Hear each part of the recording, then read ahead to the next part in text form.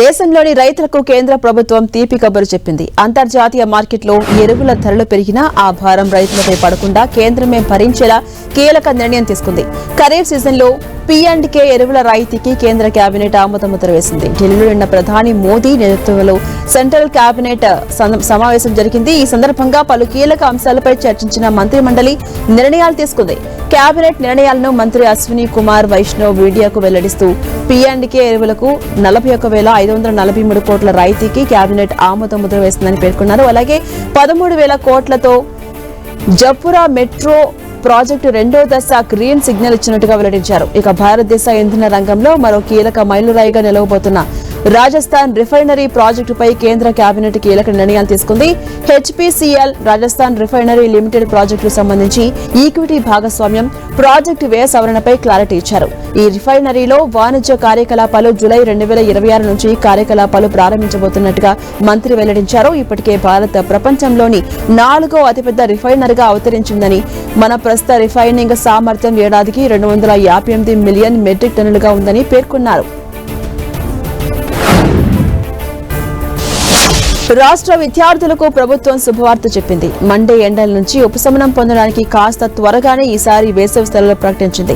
ప్రస్తుతం ఒంటిపూట బడులు నడుస్తుండటంతో విద్యార్థులు పాఠశాలలకు 8 గంటలకే చేరుకుంటున్నారు. ఇక మధ్యాహ్నం భోజనం తర్వాత 12:30 ఇళ్లకు చేరుకుంటున్నారు. ఈ నెలాఖరుకు ఎండలు మరింత పెరిగే అవకాశం ఉంది. ఈ క్రమంలో తెలంగాణ రాష్ట్ర ప్రభుత్వం కీలక ప్రకటన వెలువరించింది. వేసవి సెలవుల గురించి అధికారిక ప్రకటన విడుదల చేసింది.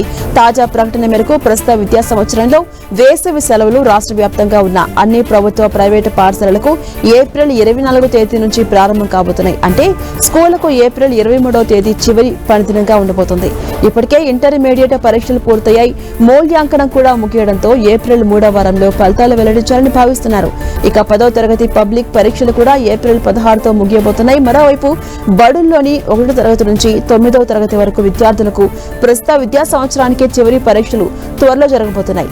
ఈ నెల 4వ వారం నాటికి అన్ని పరీక్షలు పూర్తి చేసి విద్యార్థులకు ప్రోగ్రెస్ కార్డులను కూడా అందించబోతున్నారు.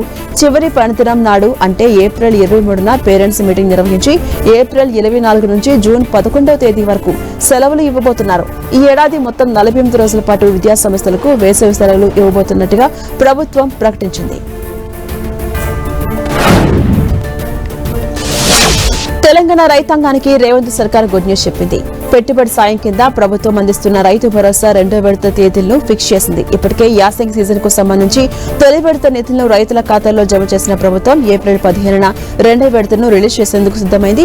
మొత్తం 3 విడతల్లో ఏప్రిల్ నెలాఖరుతో రైతు భరోసా నిధుల జమ పూర్తి చేయబోతోంది తెలంగాణ సర్కార్. ఇప్పటికే తొలి విడతగా ఎకరాకు 6,000 చొప్పున రైతుల ఖాతాల్లో జమ చేసిన ప్రభుత్వం 2వ విడత ఆర్థిక సాయం అందించేందుకు రెడీ అవుతోంది.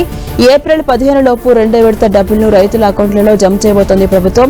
5 ఎకరాల వరకు భూమి ఉన్న రైతులందరికీ ఇది వర్తిస్తుందని అధికారిక వర్గాలు చెబుతున్నాయి. ఇక మార్చి 22న సిద్దిపేట జిల్లాలో రైతు భరోసా మొదటి విడత నిధులను బటన్ నొక్కి విడుదల చేశారు సీఎం రేవంత్ రెడ్డి. తొలి విడతలో మొత్తం 70 లక్షల మంది భూ యజమానుల బ్యాంకు ఖాతాల్లో నేరుగా 3,590 కోట్లు జమ చేశారు. ఈ విడతలో భూమి విస్తీర్ణంతో సంబంధం లేకుండా 1 ఎకరం కంటే తక్కువ ఉన్నవారు, అంతకంటే ఎక్కువ ఉన్న రైతులకు కూడా ఎకరాకు 6,000 వరకు సాయం అందింది. 2వ విడతలో ప్రభుత్వం 1 ఎకరం నుంచి 5 ఎకరాల మధ్య భూమి ఉన్న రైతుల ఖాతాల్లో డబ్బులు జమ చేయబోతోంది. మొదటి విడతలో అందిన మొత్తాన్ని మినహాయించి 5 ఎకరాల వరకు ఉన్న మిగిలిన విస్తీర్ణానికి సరిపడా బ్యాలెన్స్ మొత్తాన్ని ఈ విడతలో జమ చేస్తారు.